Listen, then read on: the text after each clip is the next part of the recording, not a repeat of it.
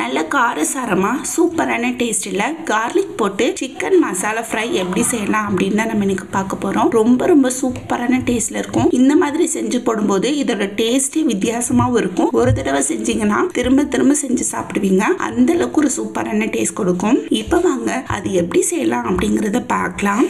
அதுக்கு நான் இன்னைக்கு ஒரு 1/2 கிலோ அளவுக்கு மீடியம் சைஸ்ல கட் பண்ண சிக்கன் எடுத்து நல்லா வாஷ் பண்ணி எடுத்துக்கிட்டேன். இப்போ இந்த மசாலா வறுவலுக்கு தேவையான மசாலா சேர்த்துக்கலாம். ஒரு 1/2 ஸ்பூன் அளவுக்கு மஞ்சள் தூள், ஒரு ஸ்பூன் அளவுக்கு மிளகாய் தூள், 1/2 ஸ்பூன் இதுக்கு தேவையான அளவு உப்பு, ஒரு ஸ்பூன் அளவுக்கு இஞ்சி பூண்டு விழுது. இந்த டைம்ல இதுல ஒரு 1/2 கப் அளவுக்கு மட்டும் லைட்டா புளிச்சு தயிர் எடுத்து வச்சிருக்கேன். அதை இதுல போட்டு அது கூட சேர்த்து நல்லா மிக்ஸ் பண்ணி விட்டுக்கோங்க. பாருங்க சூப்பரா இது எல்லாமே சேர்ந்து நல்லா மிக்ஸ் ஆகி வந்துருச்சு. இப்போ இதை எடுத்து ஒரு 1/2 மணி நேரத்துக்கிட்ட நம்ம நல்லா ஊற வச்சிடலாம். அடுத்ததா இதுக்கு சின்னதா ஒரு மசாலா அரைச்சிடலாம். அதுக்கு ஒரு மிக்ஸி ஜார்ல 3 ஸ்பூன் மல்லி விதை, 1 ஸ்பூன் ஜீரகம், 1 ஸ்பூன் மிளகு, 4 கிராம்பு, 3 ஏலக்காய், 2 சின்ன சைஸ் பட்டை, 1 ஸ்பூன் மிளகாய் தூள், ஒரு 10 to 15 போல பூண்டு பல் எடுத்து உரிச்சு வச்சிருக்கேன். அதை இதுல போட்டு அது கூட சேர்த்து நல்லா பேஸ்ட் பதத்துக்கு அரைச்சி எடுத்துட்டு வந்துடலாம். அடுத்ததா ஒரு கடாய் எடுத்து வச்சுக்கோங்க.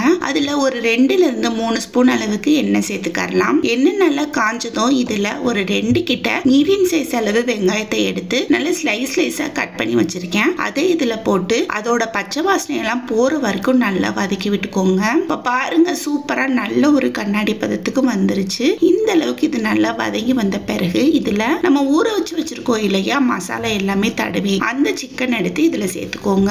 இப்போ இந்த சிக்கன் அந்த வெங்காயம் கூட நல்லா மிக்ஸ் ஆகுற மாதிரி அந்த எண்ணெயிலே போட்டு ஒரு 2 நிமிஷத்துக்கிட்ட இது நல்லா வதக்கி விட்டுக்கலாம். இப்ப பாருங்க சூப்பரா இது நல்லா வதங்கி வந்துட்டு இருக்குது. இந்த டைம்ல நல்லா மிக்ஸ் பண்ணி விட்டுட்டு ஸ்ப்ரெட் பண்ணி விட்டுட்டு மூடி வச்சிருங்க. ஒரு 10 நிமிஷத்துக்கிட்ட இதுல இருந்து தண்ணி நல்லா பிரிஞ்சிட்டு சிக்கன் ஓரளவுக்கு நல்லா வதங்கி வரட்டும். இப்போ ஒரு 10 நிமிஷம் கழிச்சு ஓபன் பண்ணி பாத்தீங்கன்னா உங்களுக்கே தெரியும் சூப்பரா இதுல இருந்து தண்ணி நல்லா பிரிஞ்சு வந்துட்டு இருக்குது. இந்த டைம்ல நம்ம அரைச்சு வச்சிருக்கிற மசாலா பேஸ்ட் எடுத்து இதுல சேர்த்துக்கலாம். அடுத்ததா மிக்ஸி ஜார்ல கொஞ்சமா தண்ணி ஊத்தி அலசி இதுல சேர்த்துக்கலாம். அடுத்ததா ஒரு கொத்து அளவுக்கு ஃப்ரெஷ்ஷா உருவின கருவேப்பிலை இது எல்லாத்தையும் போட்டு அது கூட சேர்த்து நல்லா மிக்ஸ் பண்ணி விட்டுக்கோங்க.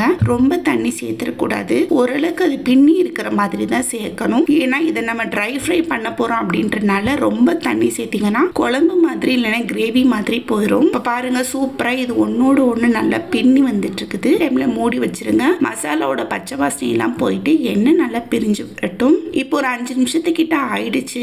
ஓபன் பண்ணி பாத்தீங்கன்னா உங்களுக்கே தெரியும் நம்ம போட்டப்ப இருந்ததை விட தண்ணி கொஞ்சம் வத்தி நல்ல ஒரு திக் கிரேவி மாதிரி வந்திருக்குது. இந்த டைம்ல இதை நல்லா மிக்ஸ் பண்ணி விட்டுட்டு அடுப்பை நல்ல மீடியம் ஃப்ளேம்ல வச்சு ஒரு 10 நிமிஷத்துக்கிட்ட விட்டுறலாம். உங்களுக்கு தேவைன்னா இந்த ஸ்டேஜ்லயே கூட நீங்க இறக்கிடலாம். ரொம்ப சூப்பரான டேஸ்ட்ல இருக்கும். இந்த ஸ்டேஜ்ல இறக்கும் போது சாதம், சப்பாத்தி, தோசை, இட்லி இப்படி எல்லாத்துக்குமே நீங்க சர்வ் பண்ணி சாப்பிட்டுக்கலாம். அருமையான டேஸ்ட்ல இருக்கும். ஆனா நான் இன்னைக்கு ட்ரை ஃப்ரை தான் பண்ண போறேன். அதனால ஒரு 10 நிமிஷத்துக்கிட்ட மூடி வச்சுட்டு ஓபன் பண்ணி பாத்தீங்கன்னா இந்த மாதிரி மசாலா எல்லாமே அந்த சிக்கன்ல நல்ல கோட்டாகி நல்ல ட்ரை ஃப்ரை ஆயிருக்கும். இந்த சிக்கன் எடுத்து சாப்பிடும்போது சூப்பரா அப்படியே நாவல இருந்து எச்சி ஊறும். அந்த அளவுக்கு அந்த மசாலாவோட டேஸ்டா இருக்கட்டும் சிக்கனோட டேஸ்டா இருக்கட்டும் செம்மையா இருக்கும். கண்டிப்பா இந்த மாதிரி ஒரு தடவை செஞ்சு ட்ரை பண்ணி பாருங்க.